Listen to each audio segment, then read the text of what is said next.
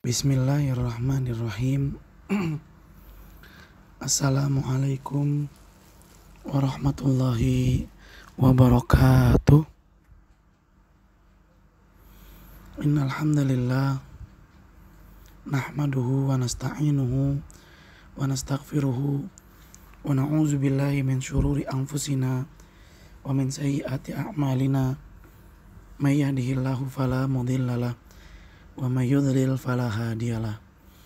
Asyhadu an la ilaha illallah wa asyhadu anna Muhammadar Rasulullah.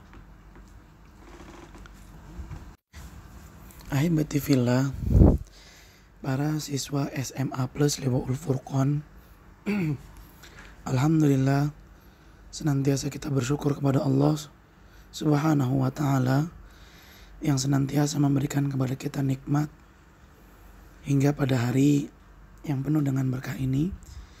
Atas izin dan nikmat dari Allah, kita masih bisa melanjutkan kegiatan pembelajaran kita walaupun masih dengan online. Mudah-mudahan kita masih tetap bersemangat dalam belajar dan juga bersungguh-sungguh.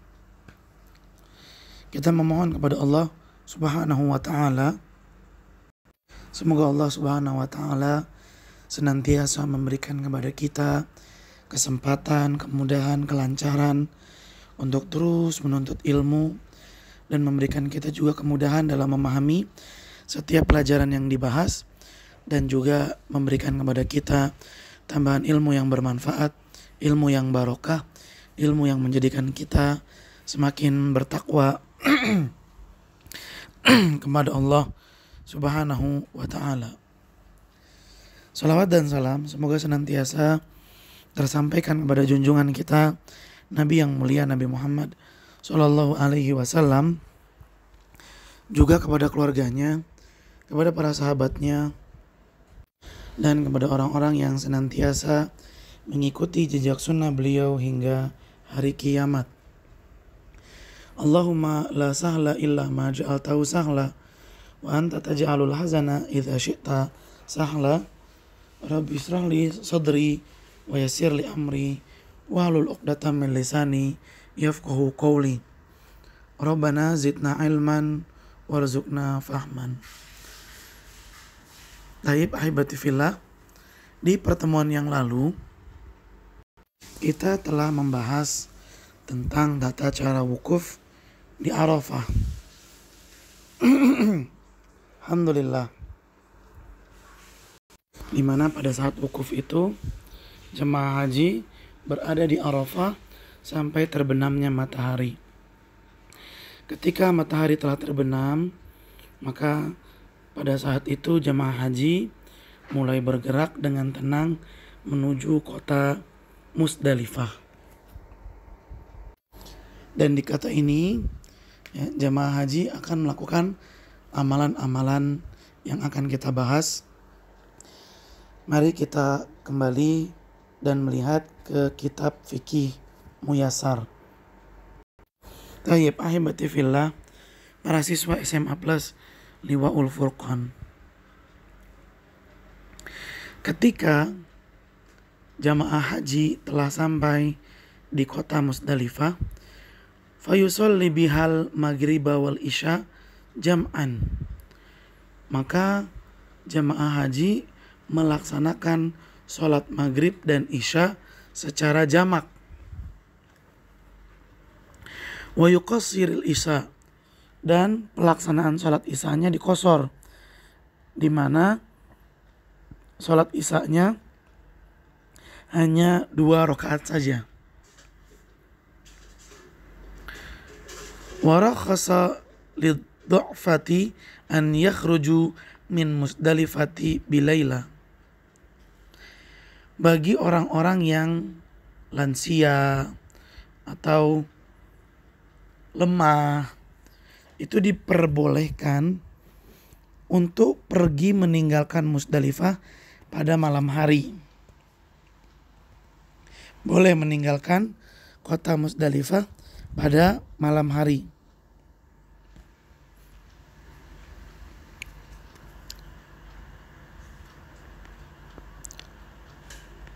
Wa yabqal qawi fi Musdalifata hatta yusalli al-fajr. Sedangkan orang-orang yang kuat, anak muda yang masih memiliki tenaga, maka hendaklah berdiam di kota Musdalifah sampai sholat subuh. Thumma yastaqbilil qiblah, kemudian menghadap kiblat. Wa yahmidullaha, dan memuji Allah. Wa yukabbiruhu, dan mengucapkan kalimat takbir. Wa yuhalliluhu, dan mengucapkan kalimat la ilaha illallah hatta yasfirra jiddan.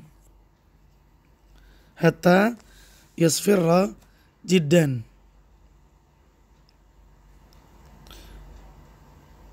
sampai menjelang matahari terbit. Thumma yadfa'a min Musdalifata qabla tulu'i syamsi.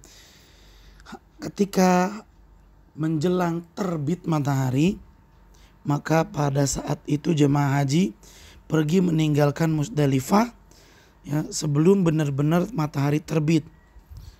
Wa alaihi sakinatu, dan hendaklah pergi meninggalkan kota Musdalifah dengan tenang, mulabbiyan, sambil mengucapkan kalimat talbiyah. Wa yaltaqitu sab'a hasayat minat tariq, dan ketika berjalan yaltaqit, hendaknya memungut sab'a hasayat, 7 kerikil, 7 batu kecil, minat tariq, di jalan yang dilalui. Hatta idza ata jamratal aqabata ramaha bisab'i hasayat. Setelah pergi meninggalkan Musdalifah menuju tempat pelemparan Jumrah Aqabah, sambil jalan ngambilin 7 batu kerikil. Kalau sudah sampai di Jumrah Aqabah, maka melempar Jumrah Aqabah dengan batu sebanyak 7 buah. Ya ahibati fillah, jadi ketika jamaah haji meninggalkan Arafah, yaitu ketika terbenam matahari di tanggal 9 Zulhijjah, berangkat menuju Musdalifah. Ketika sampai di Musdalifah, maka jemaah haji itu melaksanakan sholat maghrib dan isya dengan cara jama' takhir, berarti dilaksanakan di waktu sholat isya, dan sholat isyanya dikosor menjadi 2 rakaat. Terus apalagi amalannya? Istirahat di Musdalifah. Bagi orang-orang yang lemah seperti lansia, itu diperbolehkan meninggalkan kota Musdalifah pada malam hari. Tapi bagi orang-orang yang masih kuat, anak muda, maka hendaknya tetap di Musdalifah sampai sholat subuh. Setelah sholat subuh menghadap kiblat untuk zikir, mengucapkan tahmid, takbir, tahlil, sampai mulai terlihat sinar matahari yang menunjukkan tanda-tanda matahari akan terbit, tapi belum terbit. Kalau sudah seperti itu, maka para jamaah berangkat untuk meninggalkan Musdalifah menuju Jamrah Aqabah. Nah, selama di perjalanan menuju Jumrah Aqabah, para jamaah haji itu mengambil batu-batu kerikil sebanyak 7 buah. Tujuannya apa? Tujuannya agar ketika sampai di Jumrah Aqabah, para jamaah melempar Jumrah Aqabah dengan batu sebanyak 7 buah. Yukabbir ma'akulli hasatin, hendaknya setiap kali melempar 1 buah kerikil dibarengi dengan kalimat takbir. Wa yaqta'u talbiyata, dan menghentikan talbiyahnya. Jadi gak bertalbiyah ketika lempar jumroh. Thumma yanhar hadiyahu, lalu setelah lempar jumroh, amalan berikutnya adalah menyembelih hewan kurban, ya, menyembelih hadyu atau menyembelih hewan kurban. Wa yustahab an ya'kula minhu, dan disunahkan jemaah haji makan dari hewan kurban yang dia sembelih. Tsumma yahliq ra'sahu, lalu mencukur kepalanya. Tsumma yatufu tawafal ifadah, lalu setelah itu melakukan tawaf yang disebut dengan tawaf ifadah.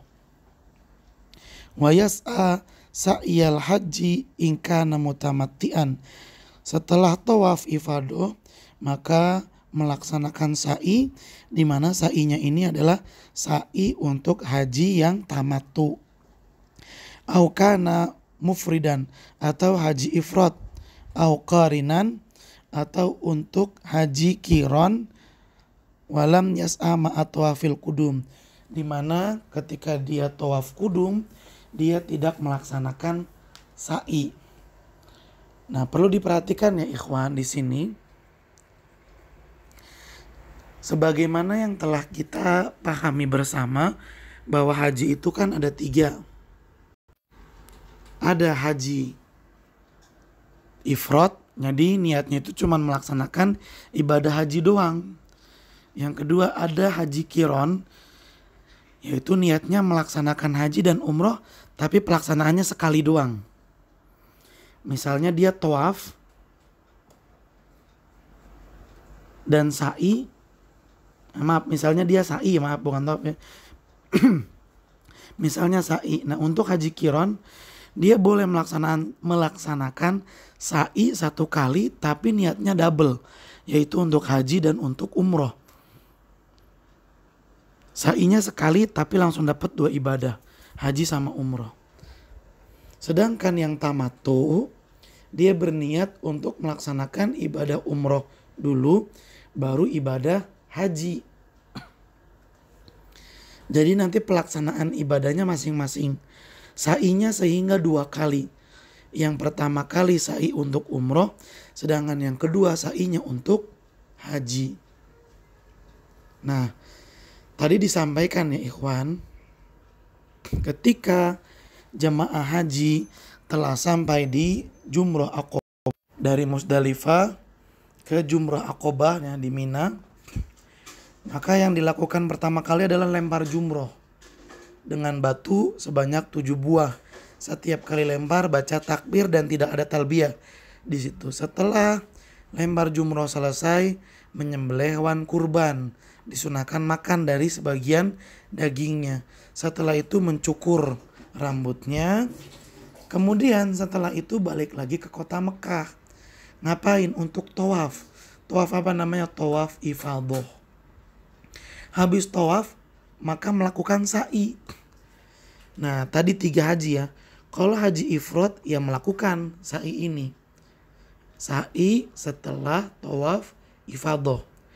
Kalau haji tamattu juga melaksanakan sa'i ini. Tapi kan sebelumnya di tawaf kudum haji tamattu sudah melakukan sa'i. Iya, sudah. Tapi sa'inya untuk sa'i umroh. Sedangkan sa'i setelah tawaf ifadah ini sa'inya untuk haji. Jadi dilaksanakan lagi. Karena haji tamattu harus sa'i sampai 2 kali. Yang pertama untuk umroh, sa'i yang kedua untuk haji. Sedangkan haji kiron perlu diperhatikan. Kalau pada saat tawaf kudum dia sa'i, maka setelah tawaf ifadah dia nggak usah sa'i lagi. Karena sekali sa'i sudah dapat 2 ibadah, umroh dan haji. Tapi kalau pada saat dia tawaf kudum tidak sa'i, maka hendaklah dia setelah tawaf ifadah melakukan sa'i. Begitu ya ikhwan. Mudah-mudahan kalian memahaminya ya. Wa sunnatu tartibu hadhil a'mal. Dan yang sunnah itu mengamalkan amalan-amalan haji ini ya dengan secara tertib, yaitu romyu, lempar jumroh. Habis lempar jumroh ngapain? Adzabuhu, menyembelih hewan kurban. Setelah itu falhalku, lalu mencukur rambut. Awit taksir, baik dengan digundul atau ditaksir. Taksir itu dipendekin. Fa in qaddama wahidan minha ala akhar fala haraj. Kalau pengamalannya tidak berurutan maka nggak apa-apa. Misalnya ketika sampai di Jumroh Aqobah ngeliat waduh rame banget nih jamaah yang lempar. Saya nyembelih dulu aja lah. Silakan. Lalu setelah nyembelih dia baru lempar jumroh. Habis lempar jumroh dia baru cukur rambut. Silakan, boleh dibolak-balik, boleh. Tapi yang sunnah diamalkan sesuai dengan urutan tadi. Lempar jumroh dulu, nyembelih kurban, baru mencukur rambut. Wa idza fa'ala itsnaini min thalathati a'mal. Jika telah mengerjakan 2 saja dari 3 amalan tadi, kan ada 3 amalan ya, lempar jumroh, menyembelih kurban,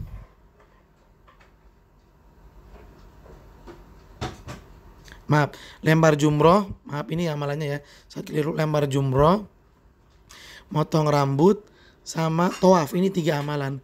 Kalau sudah mengamalkan 2, nah ini dengarkan nih. Idza fa'ala itsnaini min thalathati a'mal. Apabila jamaah haji telah melakukan 2 amalan dari 3 amalan berikut ini, apa saja amalannya? Lempar jumroh, mencukur kepala, yang ketiga tawaf dan sa'i. 2 aja dari amalan ini telah dilaksanakan, tahallala tahallulal awal, maka si jamaah haji ini telah melakukan tahallul awal. Karena tahallul itu ada 2. Tahallul itu artinya apa? Tahallul itu artinya jamaah haji sudah boleh melakukan amalan-amalan yang tadinya dilarang. Contoh, memakai pakaian berjahit kan nggak boleh. Tapi kalau dia sudah bertahallul maka boleh pakai pakaian berjahit. Jadi dia nggak usah pakai baju ihram lagi. Itu namanya tahallul. Jika jemaah haji telah mengamalkan 2 dari 3 amalan, 1 lempar jumroh, 2 mencukur rambut, 3 tawaf dan sa'i. Kalau 2 udah diamalin, maka dia sudah bertahallul, tahallul awal. Wa hullalahu kulla syai'in harama alaihi bil ihrami illan nisa. Maka semua larangan haji setelah dia tahallul awal dia boleh lakukan. Boleh motong rambut, boleh motong kuku, boleh mandi, boleh pakai baju yang berjahit, boleh. Semua larangan haji sudah hilang. Maksudnya semua larangan ihram sudah hilang kecuali 1 yang masih ada, yaitu berhubungan suami istri. Ini untuk tahallul awal ya. Kalau jemaah haji sudah mengamalkan 2 dari 3 amalan tadi, maka dia sudah bertahallul, tahallul pertama. Apa itu tahallul pertama? Di mana jemaah haji sudah boleh melakukan semua amalan yang tadinya dilarang ketika dia ihram, kecuali 1, yaitu berhubungan suami istri. Fa idza fa'ala thalathata tahallala tahallulal akbar. Kalau 3-3-nya udah diamalin, maka dia telah bertahallul, tahallul yang besar. Apa artinya? Fayahillu lahu kulla syai'in hatta nisa. Semua yang tadinya dilarang karena dia ihram, semua-muanya jadi halal lagi, sampai berhubungan badan pun dengan istrinya halal. Ya. Kalau kalian lupa apa saja larangan-larangan ihram, bisa kalian murojaah lagi, dimurojaah lagi. Salah satunya yang tadi Ustaz sebutkan, memotong kuku, memakai pakaian berjahit, itu kan tadinya dilarang kalau orang sedang ihram. Tapi kalau dia sudah bertahallul pertama, semua larangan haji boleh dia lakukan. Semua larangan yang dilarang oleh ihram, segala sesuatu yang dilarang karena ihram, maka udah boleh kecuali berhubungan. Tapi kalau dia udah tahallul akbar, maka semua yang tadinya dilarang gara-gara ihram, semua maunya sudah boleh dilakukan lagi. Wa yabitu bimina lailatal hadi asyara.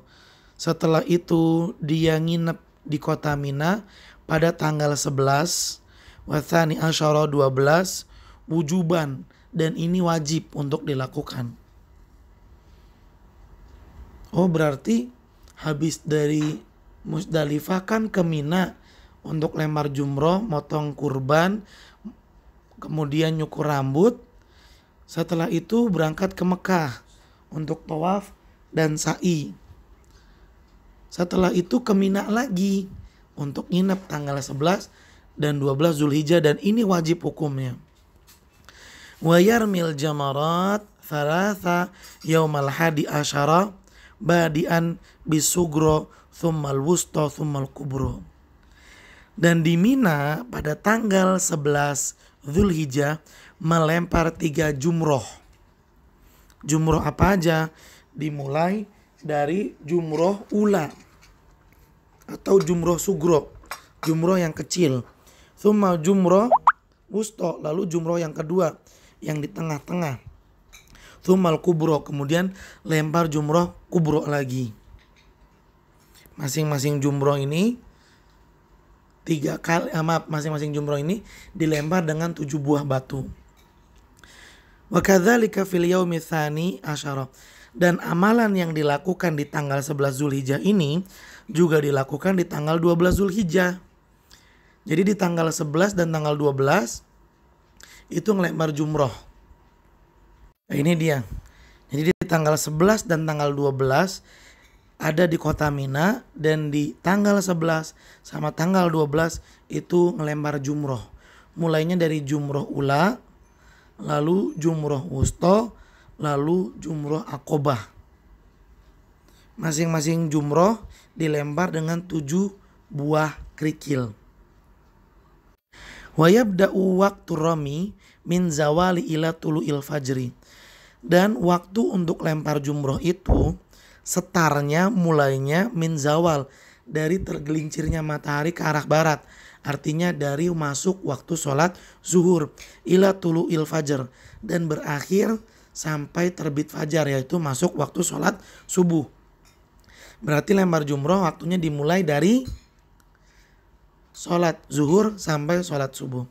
Wa idza romal jamrata sugro, dan jika melempar jumroh sugro, jumroh yang pertama, sunnah lahu, disunahkan baginya, bagi jemaah haji, an yataqaddama qalilan, untuk maju sedikit, an yamini, ke arah sisi kanannya, wa yakum, dan berdiri mustaqbilal kiblah, sambil menghadap kiblat, rafi'an yadaihi, dan mengangkat kedua tangannya untuk apa? Yad'u, berdoa kepada Allah Subhanahu wa ta'ala.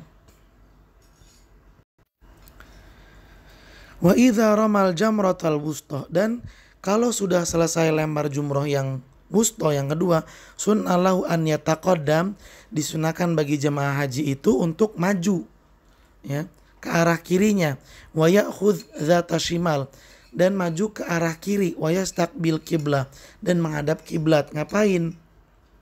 Wa yaqumu tawilan, untuk berdiri yang lama, yad'u, tujuannya berdoa, rafi'an yadaihi, sambil mengangkat kedua tangannya.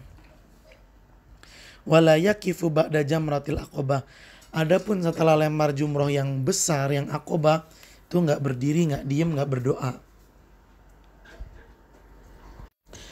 Fa'in arada an yata'ajjala, kalau jemaah haji ingin bersegera pulang, fa innahu yajibu alaihi, maka wajib baginya an yakhruja min Mina, wajib baginya untuk keluar dari kota Mina yaumatsani asyar, pada hari ke-12 qabla ghurubi syamsi, sebelum terbenamnya matahari. Kalau dia pengen buru-buru pulang, boleh pulang di tanggal 12 Zulhijjah. Dan kalau wajib bagi dia untuk keluar dari Mina sebelum terbenam matahari. Fa in gharabat, kalau matahari, fa in gharabat alaihi syamsu fi Mina mukhtaran, apabila matahari telah terbenam di tanggal 12 dan dia masih di Mina karena keinginannya, wajib alaihi mabit lailatal tsalits asyara, maka dia wajib untuk tetap tinggal dan bermalam di Mina pada tanggal 13 Zulhijjah.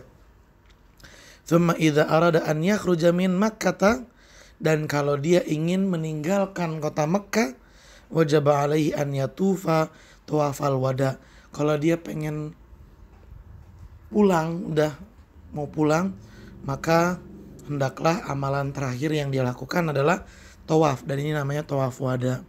Wa yaj'al akhiru ahdihi bil baiti tawaf. Hendaklah jemaah haji itu menjadikan amalan terakhirnya pada haji adalah tawaf. Wa yaskut hadza tawaf anil haidhi wan nufasa.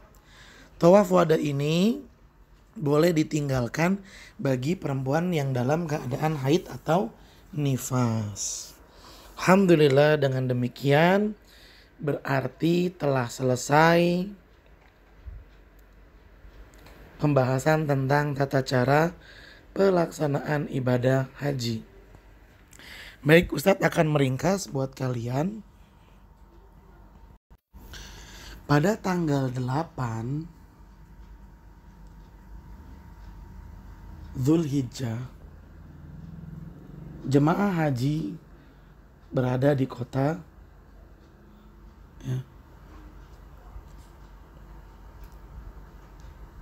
Mina. Kemudian pada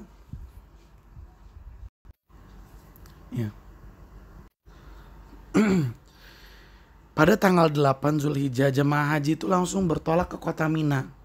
Di sana sholat zuhur, asar, maghrib, isya, dan subuh. Sholat yang 4 rakaat dijadikan 2 rakaat.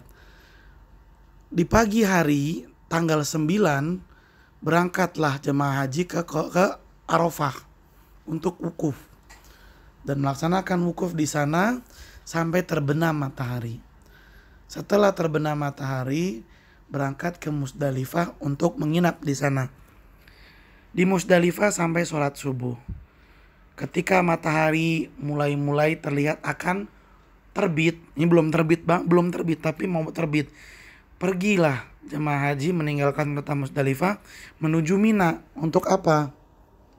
Untuk lempar jumroh, menyembelih hewan kurban, memotong rambut, lalu pergi ke kota Mekah untuk tawaf, namanya tawaf ifadhah, dan untuk sa'i. Ya. Dan untuk sa'i. Kemudian balik lagi ke kota Mina. Dari Mekah ke kota Mina lagi. Ngapain? Untuk nginep tanggal 11 dan 12 di kota Mina. Ngapain di kota Mina? Melempar jumroh. Ada 3, jumroh ula, wusto, dan aqobah. Ini mudah-mudahan kalian paham ya. Jadi amalannya tuh singkat. Tanggal 8 pergi ke Mina. Kemudian pada tanggal 9 subuh atau pagi hari berangkat ke Arafah. Terbenam matahari, berangkat lagi ke Musdalifah. Dari Musdalifah pagi-paginya ke Mina. Habis dari Mina kemana? Ke Mekah. Habis dari Mekah kemana lagi? Ke Mina lagi. Untuk mabit di Mina tanggal 11, 12. Kalau dia mau langsung pergi boleh di tanggal 12. Tapi kalau dia mau nambah hari silakan sampai tanggal 13 di kota Mina. Lalu balik lagi ke kota Mekah. Untuk apa? Untuk tawaf wada sebelum pulang ke negara asalnya. Begitu amalan haji ya ikhwan. Ringkas, mudah. Semoga Allah Subhanahu wa taala memberikan kita kesempatan untuk menunaikan ibadah haji dan Allah terima sebagai haji yang mabrur. Kemudian pembahasan yang berikutnya adalah al-babul khamisu, bab yang kelima. Fil amakinil lati tusyra' ziyaratuha, tempat-tempat yang disyariatkan oleh Islam untuk dikunjungi fil Madinah, di kota Madinah. Atau bahasa mudahnya, tempat-tempat di kota Madinah yang kita disyariatkan untuk mengunjunginya. Wa fi masailu, Dalam bab kelima ini ada beberapa permasalahan yang akan dibahas. Al-mas'alatul ula. Permasalahan yang pertama, ziyaratu masjid Nabi atau ziyaratu masjid Nabawi sallallahu alaihi wasallam, mengunjungi masjidnya Nabi Muhammad sallallahu alaihi wasallam. Ini adalah cita-cita kita semua, ingin bisa mendatangi Masjid Nabawi. Mudah-mudahan kalian semua yang berkeinginan untuk sekolah di Jamiah Islamiyah, ya universitas di Madinah, kalian diizinkan oleh Allah untuk menjadi salah satu mahasiswanya, supaya kalian bisa tiap hari ke Masjid Nabawi. Tusannu ziyaratu Masjid Nabi, disunahkan untuk mengunjungi Masjid Nabi. Wasyaddur rihal ilaihi, dan bersungguh-sungguh untuk melakukan perjalanan ke sana. Jadi kalau misalnya ada orang pengen traveling, jalan-jalan, tempat yang betul-betul disyariatkan oleh Islam agar kita bersungguh-sungguh berjuang berusaha untuk jalan-jalan ke sana, salah satunya adalah Masjid Nabi. Kalau kita muslim, maka kita berusaha jalan-jalannya ke sono, ke Masjid Nabi. Bukan ke Eropa. Mengunjungi stadion-stadion sepak bola, bukan.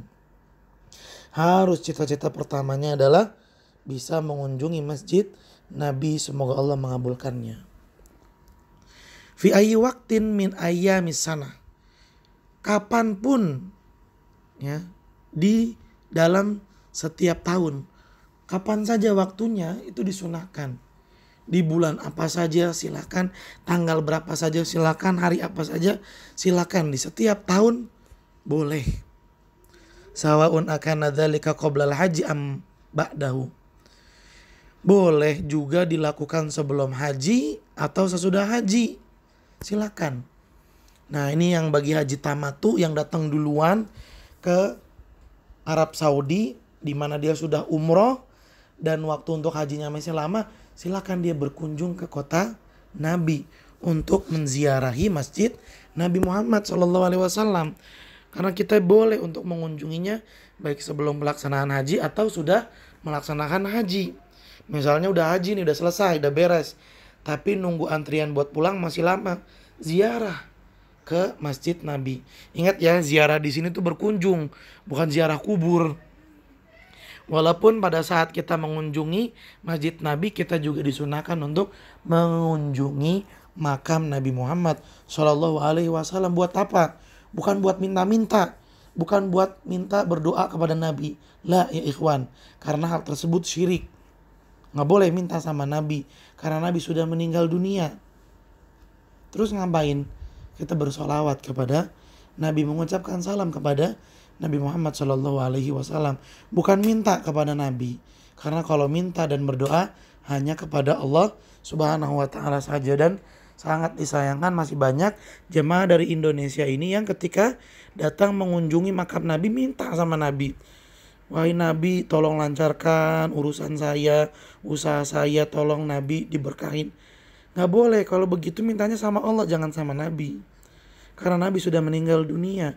Dan kita umat Islam dilarang untuk meminta kepada orang yang sudah meninggal, sekalipun itu Nabi Muhammad SAW. Bukan berarti kita tidak menghormati Nabi, tidak sama sekali. Ya. Siapa dari kita yang mengingkari kemuliaan Nabi? Nggak ada. Setiap orang Islam percaya, yakin bahwa Nabi itu memiliki kedudukan yang mulia. Bahkan kita semua orang Islam sangat mencintai Nabi. Tapi ingat, kecintaan kepada Nabi jangan ngikutin hawa nafsu sampai disembah Nabinya, boleh, nggak boleh begitu. Terus bagaimana membuktikan kecintaan kita kepada Nabi? Dengan menjalankan perintahnya dan menjauhi larangannya. Salah satu larangan yang disampaikan oleh Nabi adalah dilarang meminta kepada orang yang sudah meninggal. Karena kalau kita pengen minta, mintanya kemana? Langsung kepada Allah. Walaysa laha waktun khos. Mengunjungi Masjid Nabi itu gak ada waktu khususnya. Gak ada. Wala dakhala laha fil hajj.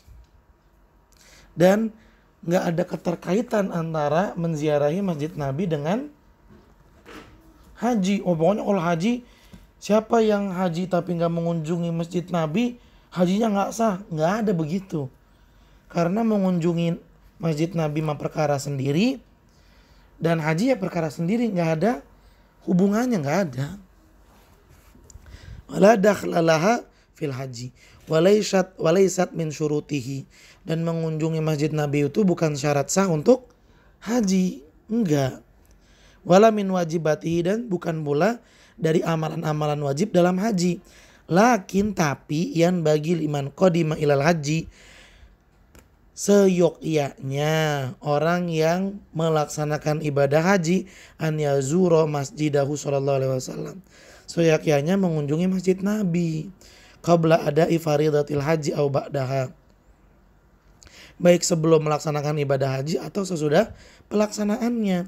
Wa bi khasatin man yashukku alaihi safar ila hadhil amakin, apalagi bagi orang yang susah untuk mengunjungi Madinah. Dia cuma bisa mengunjungi Madinah ketika haji doang. Orang yang seperti ini lebih-lebih lagi ditekankan untuk mengunjungi Masjid Nabi. Karena kalau di selain ibadah haji dia nggak bisa lagi, maka diusahakan semaksimal mungkin untuk bisa datang ke Masjid Nabi. Falau marral hujaju bi Masjidin Nabawi wa sallu fihi, jika jamaah haji melewati Masjid Nabawi dan melaksanakan salat di dalamnya, lakana arfaq bihim wa a'zam li ajrihim wa la jama'u bainal husnayain. Apabila jamaah haji melewati Masjid Nabawi dan sholat di dalam Masjid Nabawi, ya, jadi sambil haji, sambil ngunjungin nih, mumpung lagi perjalanan haji, dia ngunjungin Masjid Nabi, ya, baik sebelum pelaksanaan ibadah haji atau setelahnya, maka hal tersebut tuh lebih mudah. Karena kan dia lagi pergi ke Arab Saudi untuk melaksanakan ibadah haji.